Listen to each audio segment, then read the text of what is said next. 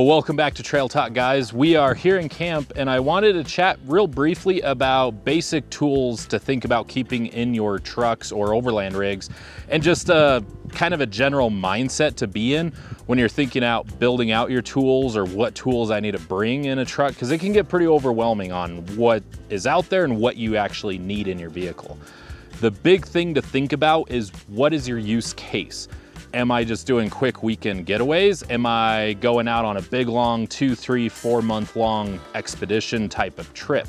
Because there's two completely different types of tools or mindsets you want to be in. So we're going to talk about probably the most common use case, which is weekend warrior getaways, week-long, 2-week-long trips. So let me show you guys my own personal tool roll and what I thought about when I'm building it out.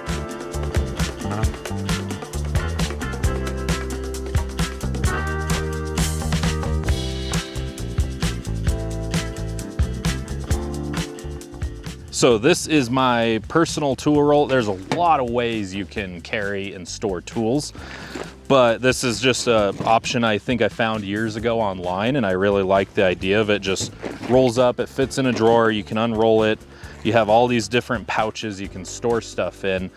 So the main way that I have built out my own tool roll is I have been making myself use it when I can. So if I'm in my driveway and I have all my tools in my garage, and I need to do something on my 4Runner or on my camper or what have you, I try to make myself use this, because once I find that I don't have the right screwdriver or the right pair of pliers, then I know, okay, I need to find those. I either take them from my garage or I try to find a set somewhere that I can dedicate to in here. So the best way, if you're starting fresh, if you're trying to figure out what you need, is just get a basic socket set, get some basic screwdrivers, some pliers, then start making yourself only use that toolkit. And then you're gonna find out very quickly, okay, I need a deep well sockets, I need this or that, and you're gonna start building it out a lot faster. Don't try to get overwhelmed and, okay, I need to get it all perfect first thing, and then you put it in your truck and you don't use it at all until you are out on the trail. And then you find out, oh shoot, I really needed that tool and I don't have it. And now I'm in the middle of nowhere and I can't get it. So make yourself use whatever toolkit you figure out or you come up with. Just keep using it as much as you can, and you'll find yourself realizing right away what to put in there.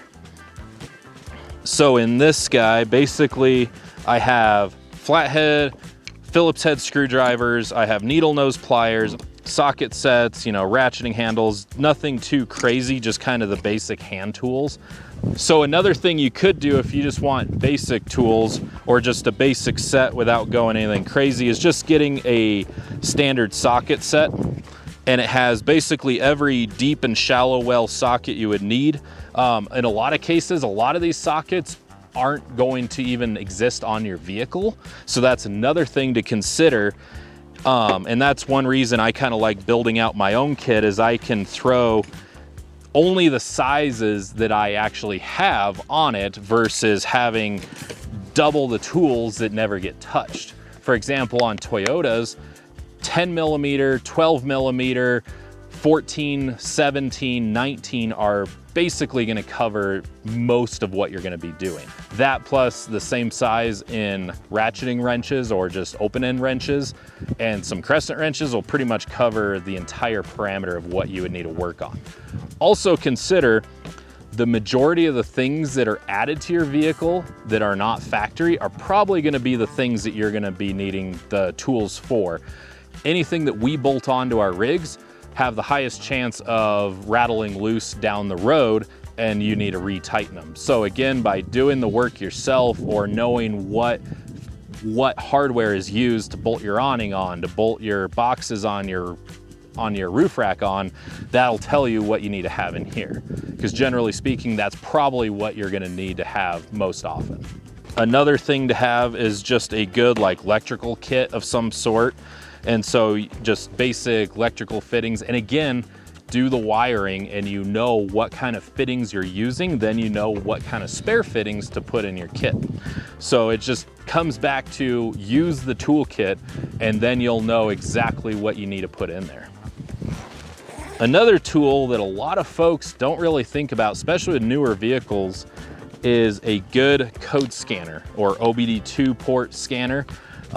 Even on newer vehicles, there's way more electronics, there's more air codes that can get thrown, and a lot of times there's no way to read a check engine light without one of these. This is a pretty essential piece. Hopefully you don't have to use it a whole lot, because that means you got some mechanical problems going on, but this will be able to help you diagnose in the field if it's just a faulty gas cap or if there's something major happening that you need to get back into town and get looked at. So this is a very important tool to have, and you can get a pretty decent one of these for under $100.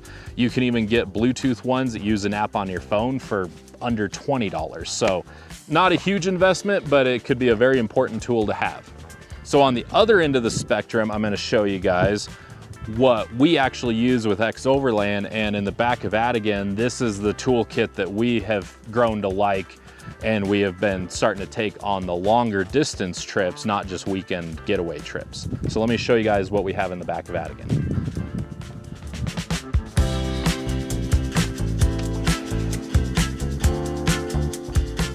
So this is a peek of the toolkit, roughly, of what we had in the Nordic series and what we run in our Expedition trucks.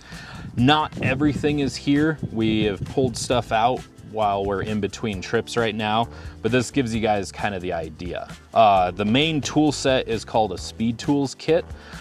So here you see all of our wrenches. It actually has just standard open end wrenches as well as ratcheting wrenches, all the way up to, I believe, 1 1/8", 19 millimeters. So we probably would throw, like if we know that some of our bolts on our suspension may take 20, 21, 22 millimeters, we'll throw a few of those in. They got removed after the last trip.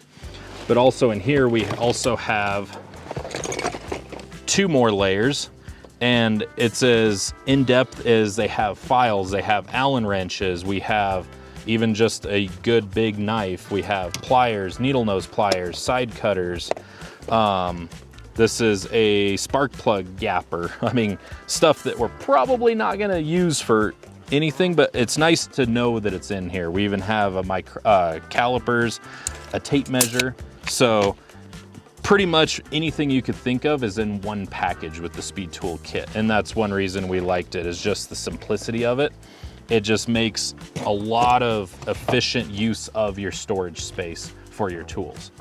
Another thing to consider for a screwdriver, in mine, now that I'm thinking about it, I like the idea of this. I have a bunch of different flatheads and Phillips head screwdrivers, so it takes up quite a bit of space. And a lot of companies make these type of screwdrivers that actually have interchangeable bits. So it's one screwdriver and you just put whichever bit in it you need. And so that's actually a really great use of space there. Another thing we always keep in here is a good headlamp, rechargeable through USB if possible. So headlamps are another very important thing to keep in your toolkit, or some sort of light of something that you can just rely on. We also like to have some sort of drill. We prefer a drill over an impact driver because the chuck allows you to just have more options for what you can put into it versus an impact driver. Generally speaking, we like to have at least 1 or 2 larger amp hour batteries as well, and a charger. The charger, of course, would just plug into the inverter inside. Another important thing to try to build out for your toolkit is a tire kit.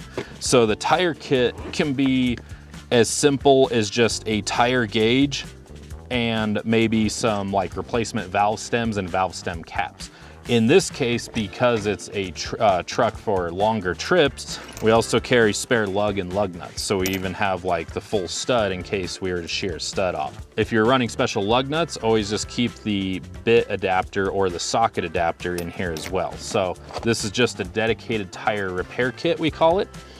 And it just has anything we would need to do related to changing a tire in the field. Another thing we have in here is a just basic kit full of electrical gear. So we just got random like fittings, some spare runs of wire, some pliers, and some electrical tape as well. The more you work on your vehicle and do the electrical work, you'll know what to put in here as well. The other thing that's extremely important to keep, especially for longer distance travel, for weekend warrior getaways, not as important, just a good torque wrench to be able to check torque on your lug nuts every now and then. Another thing to consider if you're really wanting to think about how much space your tools are going to take up is look into like what toolkits motorcycles use and like adventure bike riders use, and try to get into that mindset. Obviously the tools are going to be different, but try to think as simplistic as you can. Well, that does it for this trail talk, just discussing general mindset of tools you'd want to have in your vehicle when you're on the trail. Obviously there's a lot of ways you can approach it, and just the important thing to keep in mind is just use your tools and you'll know what you need. We'll see you guys on the next trail talk.